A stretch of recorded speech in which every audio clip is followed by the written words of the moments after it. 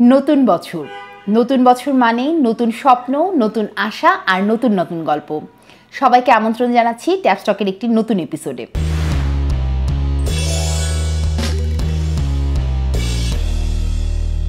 সারা পৃথিবী যেন আজ আনন্দে মেতে উঠছে। আকাশে আতশবাজি, হাতে হাতে ফানুস। একটু পিছনে যদি যাই, এই আতশবাজি আর ফানুসের পেছনের ব্যবসায়িক এবং পরিবেশের যে একটি হিসেব নিকেশ আছে, আজকে সেই গল্পটি আপনাদের সাথে শেয়ার করে নিব।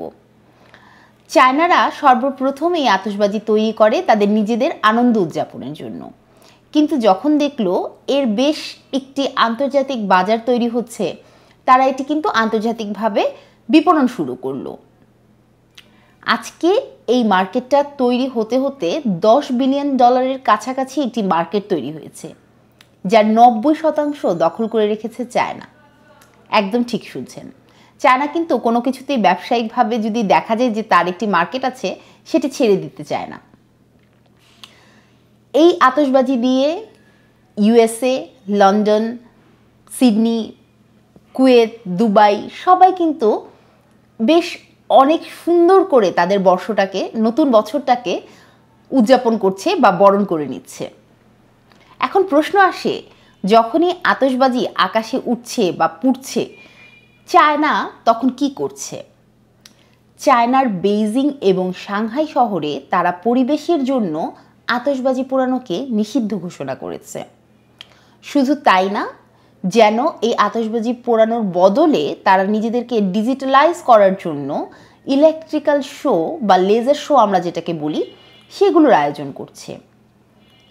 চায়নার সবচেয়ে বড় মার্কেট যে জায়গাটায়, ইউএসএ অথবা অস্ট্রেলিয়াতে যদি আপনি চিন্তা করেন, তারা কি করছে? নিউ ইয়র্ক টাইমস স্কোয়ারের বল ড্রপের সামনে যখন এই নতুন বছরকে বরণ করে নেওয়ার আয়োজন হচ্ছে, সেটি শুরু হচ্ছে 3 থেকে 4 মাস পূর্বের পরিকল্পনা অনুযায়ী। তারা সেখানে পর্যাপ্ত ফায়ার সার্ভিস রাখছে, চিকিৎসার ব্যবস্থা, চিকিৎসকদেরকে রাখছেন, তার সাথে সাথে আরও অন্যান্য নিরাপত্তার ব্যবস্থা করছেন। তবে লন্ডন আরও এক কাঠি উপরে। তারা বলছে, তুমি যখন আমাকে আতশবাজি অথবা ফানুস দিচ্ছ, সেগুলোকে অবশ্যই ইকো ফ্রেন্ডলি হতে হবে। তারা তাদের মানুষের জীবন এবং পরিবেশ নিয়ে অনেক বেশি চিন্তা করছে। আজকে যখন 2025 সালে আমি এখানে দাঁড়িয়ে আছি, আমি অথবা আপনি কেউই চাবো না আমাদের কোনো আনন্দ উদযাপনকে রাষ্ট্র নিয়ন্ত্রণ করুক। কিন্তু বাংলাদেশে প্রতি বছর 31শে ডিসেম্বর রাতে আমরা দেখতে পাই, সকালবেলা খুব খুশি খুশি খবর দিয়ে তো শুরু করার কথা। 2025 সালে সকালবেলা মেট্রো রেলের উপরে 15টি পুরানো যে পুড়ে গেছে এরকম ফানুস পাওয়া গেছে। ভাগ্য ভালো, সেই ফানুসগুলো সকাল হতে হতেই উদ্ধার করা গেছে, তাই বলে আজকে ট্রেন চলাচলটা বেশ নির্বিঘ্নই হয়েছে। সরকার আসলে 3 থেকে 4 মাস আগে যদি চিন্তা করত যে আমরা এরকম একটি আনন্দ উদযাপন করতে চাই, বা রাষ্ট্র যদি চিন্তা করত, তাহলে কি কেবলমাত্র গুলশান এবং বনানীর কিছু রাস্তায় নিরাপত্তা জোরদার করে চুপচাপ হয়ে যেতে পারত? এভাবে কি আসলে বর্ষবরণ উদযাপন হয়? পত্রিকার পাতায় পাতায় বেশ কিছুদিন আগে থেকে একটু লেখালেখি হতে থাকে, আতশবাজি পুড়ালে, ফানুস পুড়ালে আপনার জেল এবং জরিমানা হওয়ার সম্ভাবনা আছে। মানুষ কি তাহলে আনন্দ উদযাপন করবে না? অবশ্যই আনন্দ উদযাপন করবে। ব্যক্তিগত জায়গা থেকে তো আপনি আমি সকলে সচেতন হবই, কিন্তু রাষ্ট্রের যে দায়, সেখান থেকে কি রাষ্ট্র সরে যেতে পারছে? আমরা সকল সময় চিন্তা করি যে রাষ্ট্র এককভাবে কিছু একটা করবে, কিন্তু কি করবে, কি তার পরিকল্পনা? দিন দিন তো এই যে উচ্ছ্বাস, এই যে আনন্দ বা আমাদের সংস্কৃতি ধার করে যে আমরা নতুন সংস্কৃতি শিখছি, সেটা শেষ হবে না। আমরা শুধুমাত্র সংস্কৃতি সেই জায়গাটুকু নিচ্ছি যেখানে আমাদের আনন্দ হচ্ছে, কিন্তু তারা কিভাবে নিরাপত্তা দিচ্ছে, তারা কিভাবে তাদের জনগণকে সেফটি প্রিকশনের ভিতর দিয়ে নিয়ে যাচ্ছে, সেগুলোর গবেষণা আমাদের হাতে কোথায়?